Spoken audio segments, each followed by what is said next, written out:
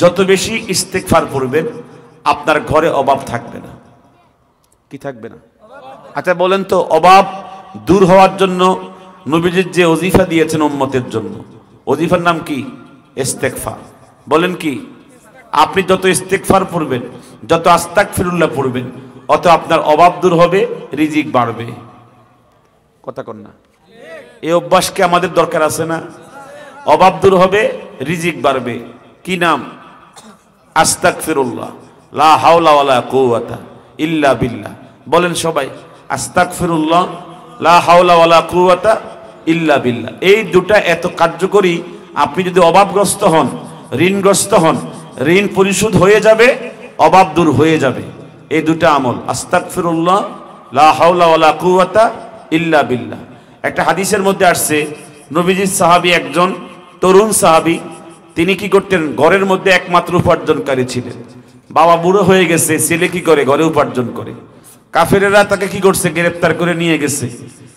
তখন নবীজির এই বুড়া সাহাবী স্ত্রী সহ পরামর্শ করছে, এতদিন হয়ে গেল, ছেলে তো আমাদের ঘরে ফিরে আসতেছে না, যা আমাদের ঘরে ছিল সব তো শেষ হয়ে গেছে, এখন তো এমন অভাব, ঘরে কি নাই? চুলাতে আগুন দেওয়ার কিছু নাই। তুমি একটু নবীজির কাছে গিয়ে বলো যে ছেলের একমাত্র উপার্জন ছিল, যা ঘরে ছিল সব শেষ হয়ে গেছে, এখন আমাদের ঘরে কি নাই? খানা পিনা নাই। হুজুর যেন তোমাদের কি করে? তোমাকে কিছু খানা পিনা দিয়ে দেয়। যা নবীজির কাছে গিয়ে বলো, অভিযোগ দায়ের করো। তো নবীজির কাছে গিয়ে বলতেছে, হুজুর একমাত্র ছেলে উপার্জনকারী ছিল, কাফের মুশরিকরা কি করছে? তাকে বন্দি করে নিয়ে গেছে, এখন তো আমার ঘরে যা ছিল সব শেষ হয়ে গেছে। হুজুর তখন বলছেন, ইত্তাকিল্লাহ ওয়াস্তাগফির কাওলা লা হাওলা ওয়ালা কুওয়াতা ইল্লা বিল্লাহ। হুজুর কোনো খানাও দেয় নাই, কোনো টাকাও দেয় নাই। হুজুর বলছে, ঘরে গিয়া তোমার স্ত্রী সহ কি করো?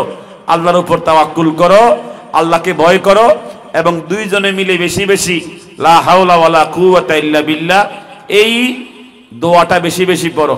দেখবে তোমার অভাব থাকবে না, অভাব দূর হয়ে যাবে।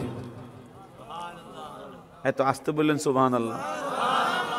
তো এই স্বামী তো খালি হাতে চলে আসছে, স্ত্রী বলতেছে, তুমি গেলা রাসূলের কাছে, তোমাকে কিছু দিল না। তখন স্বামী বলতেছে, স্ত্রী যেটা দিছে এটা বাস্তবে দেওয়ার থেকেও বেশি দিছে। তোমারে আমারে বলছে আল্লাহর উপর তাওয়াক্কুল করতে আর আল্লাহকে ভয় করতে, আর তুমি আমি যেন কি করি? লা হাওলা ওয়ালা কুওয়াতা ইল্লা বিল্লাহ কি করি? আমল করি। এই আমল করলে নাকি অভাব কি হয়ে যাবে? দূর হয়ে যাবে। তখন স্বামী স্ত্রী দুইজনে মিলে রাতের বেলায় এই দোয়া, লা হাওলা ওয়ালা কুওয়াতা ইল্লা বিল্লাহ, লা হাওলা ওয়ালা কুওয়াতা ইল্লা বিল্লাহ, বলেন না, লা হাওলা ওয়ালা কুওয়াতা ইল্লা বিল্লাহ। আপনি যত বড় ঋণগ্রস্ত হবেন, যত বড় অভাবগ্রস্ত হবেন, এটা আপনি 500 বার একটু আমল করে দেখেন। আপনি যদি আপনি ঋণগ্রস্ত থাকেন, অভাবগ্রস্ত থাকেন, নবীজির প্রত্যেকটা প্রেসক্রিপশন উম্মতের জন্য কল্যাণকর। কথা বলেন ঠিক কি না? তো সাহাবী এবং তার স্ত্রী এই দোয়াই পড়তেছে। লা হাওলা অর্থ কি? কোনো শক্তি নাই, কোনো সামর্থ্য নাই, কোনো ক্ষমতা নাই। ওয়ালা কুওয়াতা, কোনো শক্তি নাই, কোনো সামর্থ্য নাই, কোনো সাধ্য নাই। ইল্লা বিল্লাহ, কেবল কার আছে? আল্লাহ ছাড়া। কথা কোন? আল্লাহ ছাড়া কারো কোনো কি নাই? শক্তি নাই, সামর্থ্য নাই। একমাত্র সকল শক্তি, সকল সামর্থ্যের অধিকারী কে? আল্লাহ। এই যে একটা আমল, যদি আপনি আল্লাহর উপরে এই কথাটা ছেড়ে দিতে পারেন, আমার অভাব দূর হওয়ার জন্য কারো কোনো ক্ষমতা নাই, একমাত্র তোমার হাতে আছে। কথা কর না কা? আমার ঋণ পরিশোধের কোনো কারো ক্ষমতা নাই, আমারও নাই, আমার ফ্যামিলিরও নাই, একমাত্র তোমার ক্ষমতা আছে। ঠিক কিনা বলেন? এইভাবে আপনি মনে প্রাণে আমল করতে থাকলে আল্লাহ পাক যখন খুশি হয়ে যাবে, তখন নিজ কুদরতি ভাবে আপনার ঋণ, আপনার অভাব আল্লাহ দূর করে দিবেন। দেখেন সাহাবী তার স্ত্রী নিয়ে দোয়া পড়তেছে কি? লা হাওলা ওয়ালা কুওয়াতা ইল্লা বিল্লাহ। এদিকে তার ছেলেকে যেখানে কাফেরেরা কি করছে? বাইন্ধে রাখছে। তো কয়েকজন পাহারাদার ছিল, ওরা কি করতেছে? ও রাত্রে বেলায় পাহারা দিচ্ছিল। যখন প্রচন্ড ঝড় তুফান শুরু হয়েছে, তখন তারা ভাবছে এই ঝড় তুফানে তো কি হবে না, এই আসামি ভেগে যাবে না।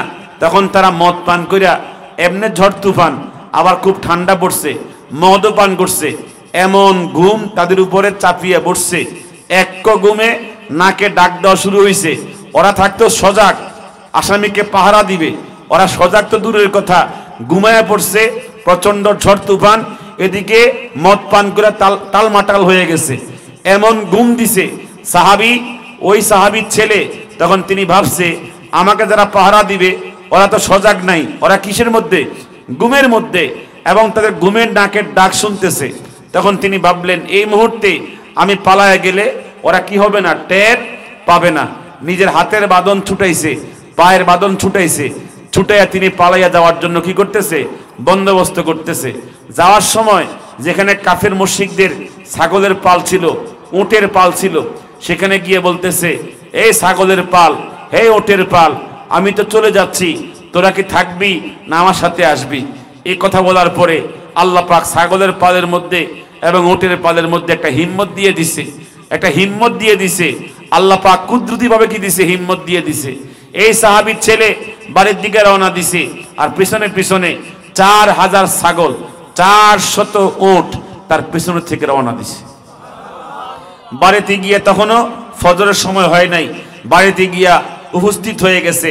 আব্বা আম্মা তখনও কি করতেছে, লা হাওলা ওয়ালা কুওয়াতা ইল্লা বিল্লাহর আমল করতেছে। এই মুহূর্তে গিয়ে সালাম দিছে, বাবা আমি আসছি। তখন বাবা সালামের জবাব দিয়ে বল তুমি কে? ছেলের তখন নাম বলছে আমি আপনার ছেলে। তখন বলতেছে এই স্ত্রী, দেখছুনি নবীজি নগদ টাকা দেয় নাই, নগদ খাবার দেয় নাই, কিন্তু এমন আমল বাতলায় দিছে যে আমল নগদের টাকা থেকেও আরো বেশি হয়ে গেছে। তখন ছেলে বলতেছে বাবা আমি তো একা আসি নাই, আপনাদের যে কয়েকদিন আমি রুজি রোজগার করতে পারছি না, ওই রুজি রোজগার সহ আসছি। পিছনের দিকে তাকায়া দেখে 400 উট, 4000 ছাগল। তো ছেলে জিজ্ঞেস করলো বাবা আমি কেমনে আনছি, একটু জিজ্ঞেস করলেন না? তখন তিনি বললেন, ছেলে বললেন আমি যখন রওনা দিছি ওদেরকে বললাম তোমরা কি থাকবা নাকি আমার সাথে আসবা, সবাই আমার পেছনে পেছনে কি করছে, রওনা দিছে। তখন ছেলে তখন বলে আমার পেছনে পেছনে তারা আসলো, এই হিম্মত পাইলো কেমনে? তখন বাবা তখন জবাব দে হিম্মত পাইছে নবীর দোয়ার বরকতে। নবী যখন শিখিয়ে দিছে আমাদেরকে লা হাওলা ওয়ালা কুওয়াতা ইল্লা বিল্লাহ, এই দোয়ার কারণে আল্লাহ তাআলা ছাগলের মধ্যে এবং ওটের মধ্যে এই হিম্মত কি করছে, জাগ্রত করে দিছে। ঠিক কি না? এই কারণে আল্লাহ পাক বলেছেন ওমাইয়াত্তাকিল্লাহা ইয়াজআল লাহু মাখরাজা, যে আল্লাহকে ভয় করে আল্লাহ তাআলা তার জন্য দুনিয়ার সমস্ত বন্দোবস্ত নিজ কুদরতিভাবে সমাধান করে দেন। ঠিক কি না? এই জন্য একজন সাহাবী তার নাম আব্দুল্লাহ, তিনি যুদ্ধের মাঠে গ্রেফতার হয়ে কাফেরদের হাতে বন্দী হয়ে গেছে। তখন এই যুদ্ধের মাঠে যিনি গ্রেফতার করছে উনি হলো রোম সম্রাট, সম্রাটের নাম হেরাক্লিয়াস। উনি গিয়ে বলে এই নেতা, মুসলমানদের কমান্ডার, তুমি যুদ্ধের মাঠে গ্রেফতার হয়ে গেছো, তুমি কি আমার দরবারে, রাজ দরবারে দাওয়াত গ্রহণ করবে? আমি তোমাকে একবেলা খাবার খাওয়াবো। তাকে একবেলা খাবারের জন্য দাওয়াত দিছে। যখন খাবার প্রস্তুত হয়েছে আব্দুল্লাহকে ডেকে তার পাশের চেয়ারে বসাইছে। সম্রাট তখন বলছে ইয়া আব্দুল্লাহ এজিল ইসমাঈ ওয়াকুল মাই, আমার সিংহাসনের পাশে আমি কোনো মন্ত্রীকে জায়গা দেই না, বসাই না, তুমি আমার পাশে বসো, অবশ্যই খাবার গ্রহণ করো। আব্দুল্লাহ ওই মন্ত্রীর পাশে বসে খাবার খেয়েছেন।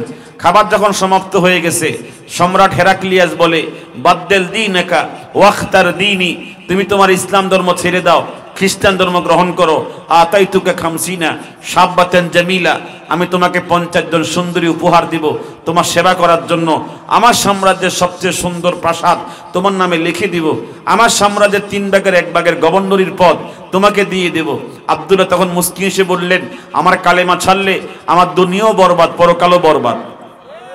হ্যাঁ, তোমার খ্রিস্টান ধর্ম গ্রহণ করলে 50 জন সুন্দরী দিবা আমার সেবা করতে, তোমার 3 ভাগের 1 ভাগের ক্ষমতা দিবা আমার কর্তৃত্ব করতে, তোমার সুন্দর প্রাসাদ দিবা আরামে থাকতে।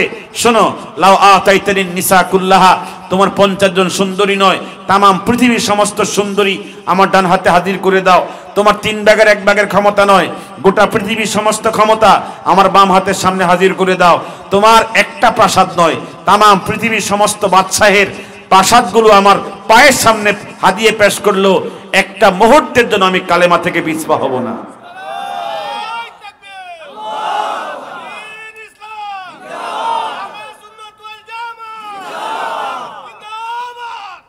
আমাকে বলছে হকের পরিচয়, এই বিষয়ে আমি কি বলবো আমি এখনো বিষয় খুঁজে পাচ্ছি না। আমি আগে জানতাম না যে বিষয়ে কথা বলতে হবে, তারপরেও আমি চেষ্টা করব যেন হকের উপরে থাকলে কি লাভ এবং হক থেকে বিচ্যুত হয়ে গেলে কি ক্ষতি। আল্লাহ পাক যেন আমাদের সকলকে বোঝার তৌফিক দান করেন। সাহাবী জবাব দিল যে আমাকে আপনি 50 জন সুন্দরী না, দুনিয়ার সমস্ত সুন্দরী দিলেও, দুনিয়ার সমস্ত ক্ষমতা দিলেও, দুনিয়ার সমস্ত প্রাসাদ দিলেও আমি কালেমা থেকে এক চুল পরিমাণ বিচ্যুত হব। সম্রাট তেলে বেগুনে উত্তপ্ত হয়ে রাগান্বিত হয়ে এত জোরে খরম, খরম চিনেন তো, খরম মানে জুতা দিয়া আব্দুল্লাহর গালে চর বসায় দিছে। যখন ঠাস করে বাড়ি দিছে গাল ফেটে গেছে, রক্ত ফিনকিয়ে ফিনকিয়ে পড়তেছে। আব্দুল আকাশের দিকে নজর করতেছে আর বলতেছে, ইয়া রাব্বাল আলামিন উনজুর মাজা সানা আদুবুক, তোমার দুশমন কি আচরণ করেছে তুমি তো অবশ্যই দেখছো। তবে আমার এই ইস্তেকামাতের উপরে থাকতে তোমার সাহায্যের দরকার। যেই কোনো মুহূর্তে অত্যাচারিত হলে আমার ঈমান নামক দৌলত হারায় ফেলতে পারি। আল্লাহ আমি যেন ঈমানের উপরে মৃত্যু পর্যন্ত ইস্তেকামাত থাকতে পারি। বলেন সুবহানাল্লাহ। আল্লাহ পাক সাহায্য করতে কি সময় লাগে? সম্রাট তখন বলছে 40 জন তাকে উত্তপ্ত তেলের মধ্যে নিক্ষেপ করে মৃত্যুদণ্ড দিয়ে দাও। তেল উত্তপ্ত হয়েছে, টকবক করতেছে, আব্দুল্লাহকে হাজির করেছে। আব্দুল্লাহ তখন বলছে, আজ্জেল তুমুনি, আমাকে তাড়াতাড়ি করে উত্তপ্ত তেল ঢেলে দাও। রাআইতুল জান্নাতা ওয়ারাআহু, আমি উত্তপ্ত তেলের ভিতরে জান্নাতের দৃশ্য দেখতেছি। আল্লাহ পারে কিনে বলেন। সন্ত্রাসীরা যখন কি করে, নিরপরাধের উপরে অত্যাচার করে, জালেম যখন নিরপরাধের উপরে যখন জুলুম করে, আল্লাহ পাক তখন মজলুমের পক্ষে থাকেন, জালেমের বিপক্ষে চলে যান। কথা বলেন ঠিক কিনা? তখন তিনি বলছেন, হে আমার রব, আমাকে তেলের মধ্যে নিক্ষেপ করবে, উত্তপ্ত আগুনে নিক্ষেপ করবে, আমি তোমার সাহায্য দেখতে চাই। আল্লাহ পাক সাথে সাথে এই উত্তপ্ত আগুনকে জান্নাতের দৃশ্য বানিয়ে দিয়েছেন। তখন সম্রাট বলছে, এই 40 জন যুবক দেরি করছো কেন? তাকে উত্তপ্ত তেলে ঢেলে দাও। আব্দুল্লাহ যখন তেলের সামনে গেছে, তাকে যখন নিক্ষেপ করবে, ফাদহিকা আব্দুল্লাহ দহকান শাদীদা, আব্দুল্লাহ খুব উচ্চ স্বরে, মানে তার চেহারার মধ্যে প্রফুল্লিত চেহারা নিয়ে সে হাসতেছে। তখন সম্রাট বলে, মান আদহাকাকা ইয়া আব্দুল্লাহ, হে আব্দুল্লাহ, তোমাকে আমি মৃত্যুদণ্ড দিয়ে মৃত্যু দিচ্ছি, আর তুমি এখন হাসতেছো, কারণ কি? তোমাকে হাসায় কে? আব্দুল্লাহ তখন বলে, আদহাকানি আল্লাহ, আমার হাসাচ্ছে আমার আল্লাহ। তুমি জানো না আল্লাহর গায়বী সাহায্য তুমি দেখো না? আমাকে তুমি তেলের মধ্যে নিক্ষেপ করে মেরে ফেলবা। আমি যখন মরে যাব, আমাকে রিসিপশন করার জন্য জান্নাতের সুন্দরী হুরেরা জান্নাতি শাড়ি পরিধান করে নেমে আসতেছে কাতারে কাতারে। ওদের শাড়িগুলো বাতাসে এদিক সেদিক দুলাচ্ছে, আমি এই দৃশ্য দেখে হাঁটতেছি। আসতে বলেন সুবহানাল্লাহ। আল্লাহ পারে কিনা? জোরে বলেন না, পারে কিনা? এখন তুমি তাড়াতাড়ি কি করো, আমাকে তেলে ঢেলে দাও। তখন সম্রাট বলছে যে, এই তাকে তাড়াতাড়ি তেলে ঢেলে দাও। যখন তেলের সামনে নিক্ষেপ করেই ফেলবে, ফাবাকা আব্দুল্লাহ বুকাআন শাদীদা, আব্দুল্লাহ এখন চোখের পানি ছেড়ে ছেড়ে খুব কাঁদছে। সম্রাট তখন বলছে, মান আবকাকা, তোমাকে কাঁদায় কে? আব্দুল্লাহ তখন বলে, আবকানি আল্লাহ, আমাকে কাঁদাচ্ছে আমার আল্লাহ। শোনো, ইন্নালি নাফসুন ওয়াহিদা ওয়া জাসাদুন ওয়াহিদা ওয়া আমুতু ফিহা ওয়াহিদা। হে সম্রাট, তুমি জানো না আমার কালেমার দাম কত, আমার ইসলামের দাম কত, আমার পরকালের মহব্বত কত, আমার আল্লাহ রসুলের মহব্বত কত। ইন্নালি নাফসুন ওয়াহিদা, আমার আছে মাত্র একটা জীবন, ওয়া জাসাদুন ওয়াহিদা, একটা শরীর, ও আমুতু ফিহা ওয়াহিদা, উত্তপ্ত তেলে নিক্ষিপ্ত হলে মরবো মাত্র কয়বার? একবার। ওয়ালাউ কানাত লি মিআতু নাফসিন ওয়া মিআতু জাসাদিন তুআযাবু ফি সাবিলিল্লাহ, আমার কালেমার জন্য যদি আমার আল্লাহ তাআলা 100 জীবন দিত, 100 শরীর দিত, এই কালেমার জন্য যদি আমি আমার কালেমার জন্য আল্লাহর মহব্বতে এই জীবনটাকে, এই শরীরটাকে 100 বার উত্তপ্ত আগুনে নিক্ষিপ্ত করে করে 100 বার মরতে পারতাম, লাকানাত খায়রা, আমার জিন্দেগি এই বর্তমান জীবন থেকে অনেক বেশি দামি হয়ে যেত। কথা বুঝতেছেন? মানে আমি তোমার উত্তপ্ত তেলে একবার পরে মরে তৃপ্তি লাভ করতেছি না, বরং আমি কালেমার জন্য 100 বার মরতে চাই। এ কথা বলার পরে সম্রাট বুঝতে পেরেছে এই আব্দুল্লাহকে মূলত এমনি মাইরাও কি হবে না, মনে সে শান্তি পাবে না। তখন সে বলছে, তোমাকে এমনি মাইরা আমি শান্তি পাইতাম না। শোনো, এমন পরীক্ষা তোমার সামনে আনতেছি, যে পরীক্ষা তোমার সামনে আসলে তুমি অবশ্যই কালেমা ছাড়বে, খ্রিস্টান ধর্ম গ্রহণ করবে। 40 জন গভর্নরকে নিয়ে বসলেন পরামর্শ বৈঠকে, কিভাবে তাকে বেঈমান করা যাবে। একজন লম্পট, একজন দুষ্ট চরিত্রের চরিত্রবান, সে বলতেছে তাকে সুন্দর, অত্যন্ত সুন্দরী, অত্যন্ত রূপসী, নষ্টা ভ্রষ্টা নারীর সাথে 1 মাস নির্জন ঘরে কোথাও রেখে দিলে পরে ওই যুবক যখন সুন্দরীর সাথে নষ্টা ভ্রষ্টা নারীর সাথে 1 মাস থাকবে, তখন সে অন্যায় বেবিচার পাপাচার জেনা করতে করতে ইমান দৌলত, ইমানের নামক দৌলত, আমল নামক দৌলত সব হারায় ফেলবে। তখন সে ইসলাম ধর্ম ছেড়ে দিয়া খ্রিস্টান ধর্ম গ্রহণ করবে। এই কথা বলার পরে সম্রাট বুঝতে পেরেছে এই পরীক্ষাতে আব্দুল্লাহকে বেঈমান করা যাবে। তখন সবচেয়ে সুন্দরী, সবচেয়ে রূপসী, সবচেয়ে নষ্টা ভ্রষ্টা নারীকে আব্দুল্লাহর জন্য 1 মাসের জন্য নিয়ে আসছে।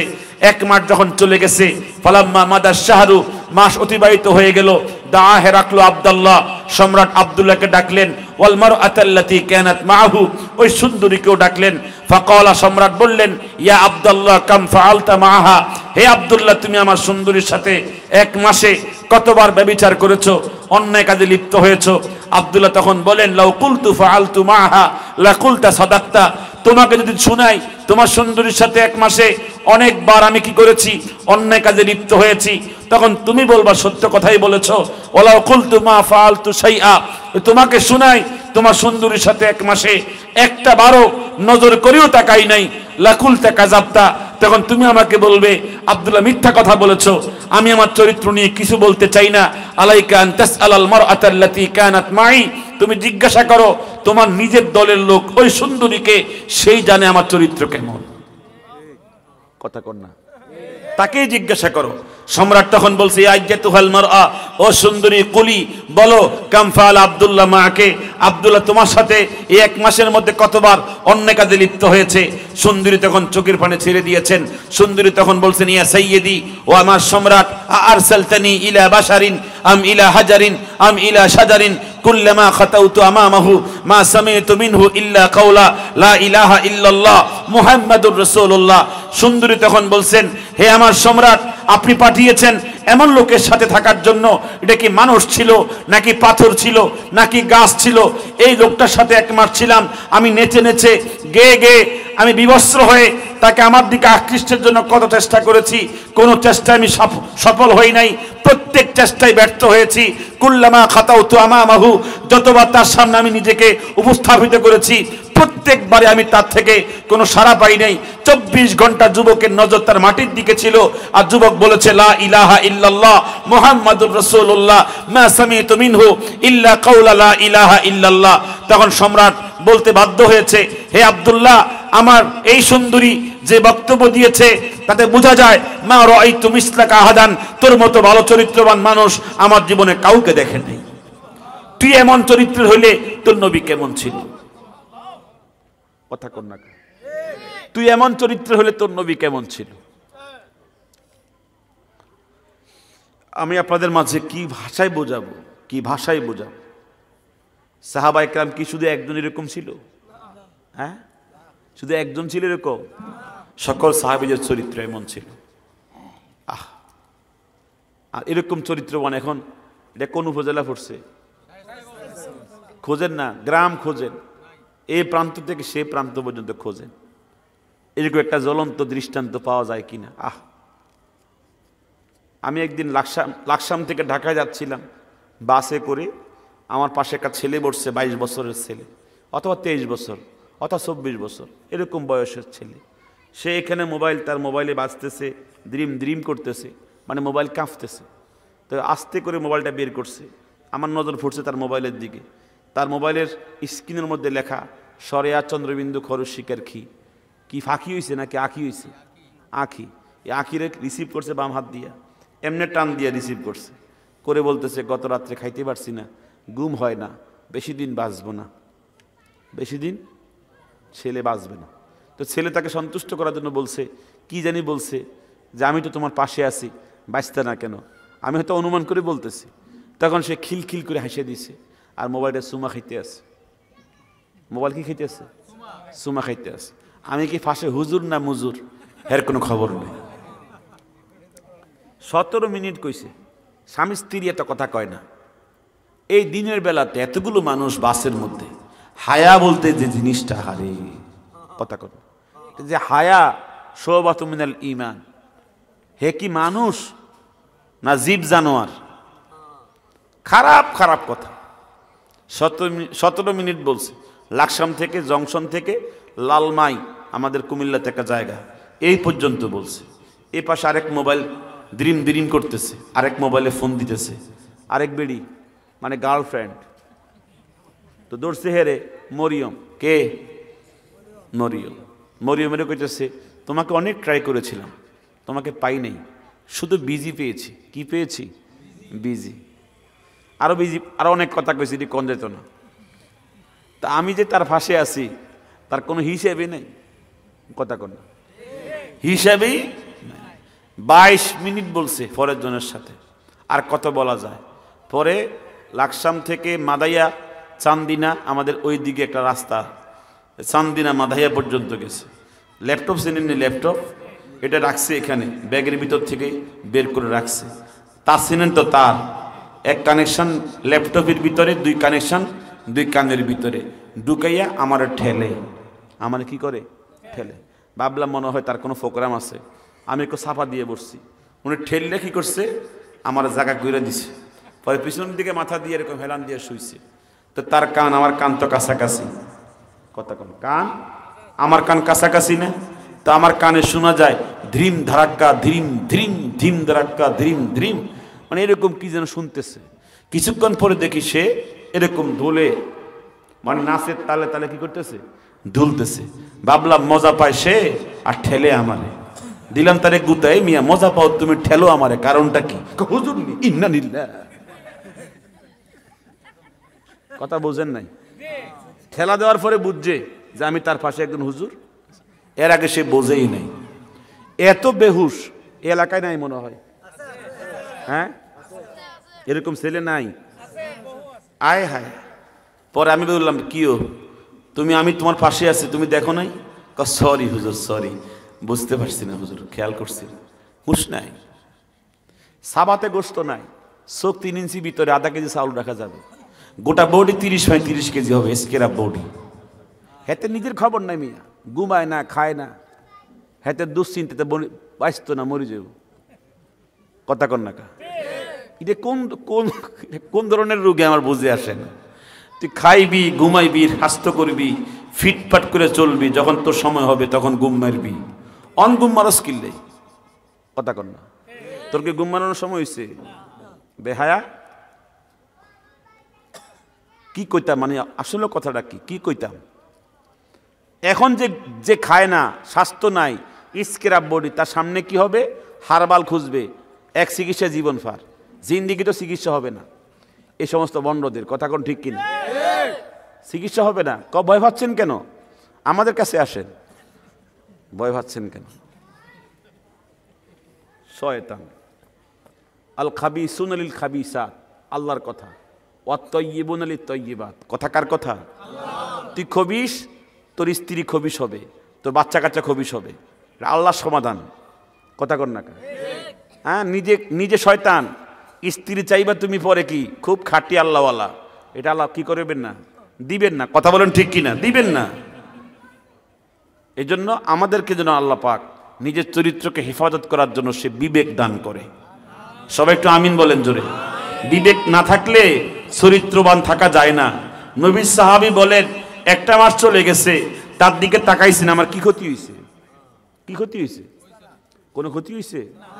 সম্রাট তখন বলছে মা রাআইতু মিসলাকা আহাদান, তোর মতো ভালো মানুষ আমার জীবনও দেখে নাই, আর তোকে শাস্তি দিয়ে বেঈমান করা যাবেও না। তখন ওজিরে আলা, প্রধান গভর্নর বলে বাদশা এত তাড়াতাড়ি আপনি দুর্বল হয়ে গেছেন, আমাকে জিজ্ঞেস করেন নাই কি পরীক্ষা আমি প্রস্তুত রাখছি? তুমি কি প্রস্তুত রাখছো? তাকে শুকরি গোশত দিয়ে আর মদের বোতল দিয়া 1 মাস এক জায়গায় ঢুকে রাখেন, দেখবেন শুকরি গোশত খাইয়া মদের বোতল থেকে মদ পান কইরা ইমান আমল সব ধ্বংস কইরা বাধ্য হবে কালেমা ছেড়ে দিয়া খ্রিস্টান ধর্ম গ্রহণ করতে। তাই নাকি? তো ঠিক আছে, তুমি চেষ্টা করো। তো দিছে শুকরি গোশত আর মদের বোতল, খাবে নাকি? একটু মাতেন না সবাই, খাবে নাকি? দিছে শুকরি গোশত দিয়া, মদের বোতল দিয়া। 3 দিন গেছে, আব্দুল্লাহ বলে আল্লাহ মদের বোতল, শুকরের গোশত, আমি যেন না খেয়ে মরতে পারি। যদি খেয়ে ফেলি আমার জীবন শেষ হয়ে যাবে, আমার ঈমান আমল নষ্ট হয়ে যাবে। আল্লাহ আমি না খাইয়া যেন হারাম থেকে বাঁচতে পারি, হালাল পথে মরতে পারি। যদি তোমার একটু মায়া লাগে, আমি যখন না খেয়ে শুকাইয়া যাব, আমি যখন মৃত্যুর মুখে পড়ে যাব, তোমার তো একটু মায়া লাগতেও পারে। তখন তুমি জান্নাত থেকে একটু পাঠাইয়া দিও। ওয়ামাই ইয়াত্তাকিল্লাহা ইয়াজআল লাহু মাখরাজা। আল্লাহ তুমি তো আমাকে শুনাইছো কোরআনে যে আল্লাহকে ভয় করে সে কি করে, আল্লাহ তাআলা তার সকল দায়িত্ব নিজের হাতে নিয়ে নেয়। ওয়া ইয়ারযুকুহু মিন হাইসু লা ইয়াহতাসিব, এবং আল্লাহ নিজ কুদরতিভাবে তাকে সাহায্য করে এবং রিজিক দান করে, ঠিক কি না? এই সিদ্ধান্তে বয়ে রয়েছে, 3 দিন খায় না, 3 দিন পরে তার গায়ে শক্তি নাই, দাঁড়াইতে পারে না, বইয়া বইয়া নামাজ পড়ে। যখন আল্লাহ পাকের দয়া লেগে গেছে, ফেরেশতারা, আমার নবীর সাহাবীর কত শক্তি ছিল, নামাজ পড়ছে দাঁড়াইয়া, এখন তো সে বইয়া গেছে, আর তো তার শক্তি নাই, সে তো আমার জন্য কি করতেছে, হালাল পথে লড়াই করতেছে, যা জান্নাতের খাবার রেডি দিয়ে আসো তার জন্য। আব্দুল্লাহ জান্নাতের খাবার খাচ্ছে। সম্রাট মনে করছে মনে হয় আব্দুল্লাহ 3 দিনের মধ্যে কি হয়ে গেছে, কাবু হয়ে গেছে। লোক পাঠায় দিয়ে দেখে, দরজা খুলে দেখে, মালা আইনুন রাআত ওয়ালা উযুনুন সামিআত, এমন খাবার খাচ্ছে ওদের চোখ দেখে নাই, কান শুনে নাই, বরং শুকরের গোশত আর মদের বোতল জাগাত পুরে রয়েছে। তখন তারা ওকে নিয়ে গেছে বাদশার সামনে। বাদশা তখন বলে, কিরে আব্দুল্লাহ, আমার শুকরের গোশত খাসনি, আমার এই মদের বোতল থেকে মদ পান করসনি, তোরে কে খাওয়াইছে? মান আতা আমাকা। আব্দুল্লাহ তখন জবাব দেয়, আতা আমানি আল্লাহ ওয়া সাকানি, আমার মালিক আমাকে জান্নাত থেকে খাবার পাঠাইছে। ওই আল্লাহ এখন আসে না নাই? হাত তুলে কর, আসে না নাই? আমাদের তাওয়াক্কুল হারাই ফেলছি, জন্য আমরা বিশ্বাস করি আমার টাকা পয়সা সুদের মধ্যে, আমার টাকা পয়সা ঘুষের মধ্যে, আমার টাকা পয়সা আত্মসাতের মধ্যে, আমার টাকা পয়সা মানুষের মধ্যে না। ওমা মিন দাব্বাতিন ফিল আরদি ইল্লা আলাল্লাহি রিজকুহা, পৃথিবীর কারো কাছে কোনো সম্পদ নাই, রিজিক নাই। রিজিক কার হাতে? জবান খুলে কন্যা, কার হাতে? আল্লাহ পাক এই তাওয়াক্কুল আমাদের প্রত্যেককে নসিব করে দেন। সবাই একটা আমিন বলেন জোরে। সম্রাট তখন বুঝছে যে মনে হয় আর কোনো পরীক্ষা দিয়ে তাকে বেঈমান করা যাবে না। তখন সম্রাট তখন বলছে, ইয়া আব্দুল্লাহ, ও আব্দুল্লাহ, আমি তোমার প্রতি দুর্বল হয়ে গেছি, তুমি আমার কপালে একটা সুমা দিয়ে চলে যাও, তোমাকে আমি মুক্ত করে দিলাম। আব্দুল্লাহ তখন বলছে, ইন্নাকা নাজাসুন, তুমি তো নাফাক, আমার ঠোঁট কি হয়ে গেছে, কালেমা পড়ে পাক হয়ে গেছে, তোমার ঠোঁট, তোমার কোফাল নাপাক, আমি তোমার কোফালে সুমা দেওয়ার কোনো সুযোগ নাই। তখন সম্রাট তাকে লোভনীয়, তাকে মোহনীয় করার জন্য বলতেছে, আমাকে সুমা দিলে তোমার 300 জন যারা তোমার সাথীর সঙ্গে আমার জেলখানে আটক হয়েছে, বন্দী হয়েছে, ওদেরকেও ছেড়ে দিব।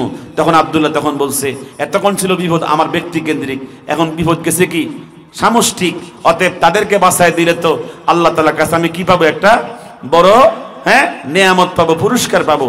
তখন তিনি বলছেন, হ্যাঁ, এই শর্তে আপনাকে সুমা দেওয়া যাবে, তবে সুমা দিব যে প্রথমে থুতু দিব, তারপরে সুমা দিব। আল্লাহ যদি আমাকে ধরে হাসরের মাঠে, তুই সুমা দিয়া কেন দুনিয়ার লোভ সামলাতে পারস নাই, আমি তখন বলবো, আমি সুমা নিজের জন্য দিছি না, 300 সাহাবীর জন্য কি করছি, সুমা দিয়ে ওদের হায়াত বাঁচাইয়া দিছি। আর আমি মূলত থুতু দিছি। কি দিছি? থুতু দিছি। এই জন্য তোমাকে থুতু দিব প্রথমত, আর এরপরে কি দিব? সুমা দিব। বাচ্চা তখন বলে, দিবা যে পাবলিক যেন না দেখে। কথা কয় না, দিবা যে পাবলিক যেন না দেখে। দেখা না দেখে পাবলিকের দায়িত্ব, আমার দায়িত্ব হচ্ছে সুমা দেওয়ার আগে কি দেওয়া? থুতু দেওয়া। তা আব্দুল্লাহ আর ফালায় না। আব্দুল্লাহ কি করে না, জমাইতে জমাইতে মুখ ভরে রাখছে। তো বাচ্চাকে, আসো আসো, সুমা অনুষ্ঠান চলতেছে, আসো দিয়ে যাও। তখন তিনি এমন দেওয়া দিছে, পুরো ঢেলে দিছে, এখন কোপালে বাইয়া বাইয়া পড়তেছে। ওজির ওয়াজারা বলতেছে, কি আব্দুল্লাহ, তুই দিবি সুমা, তুই দিলি কি? বাচ্চাকে, শোনো, তোমাদের চরিত্র আমার জানা আছে, তোরা কত বড় চোর, কত বড় দুষ্ট, তার মতো চরিত্রবান হইলে তো আমার দেশে সব কি হইতো, সব কথা কর না, আমার দেশ স্বর্ণের টুকরো হয়ে যেত, ঠিক কিনা? শোনো শোনো, সে যা দিছে এগুলো থুতু মনে করো না, তাবারক মনে করো। এ থুতু মনে করো না, কি মনে করো? তাবারক মনে করো। এখন এত তাবারক তো আমার দরকার নাই, কিছু গায়ে মাখ, তোর জীবন ধন্য হয়ে যাবে।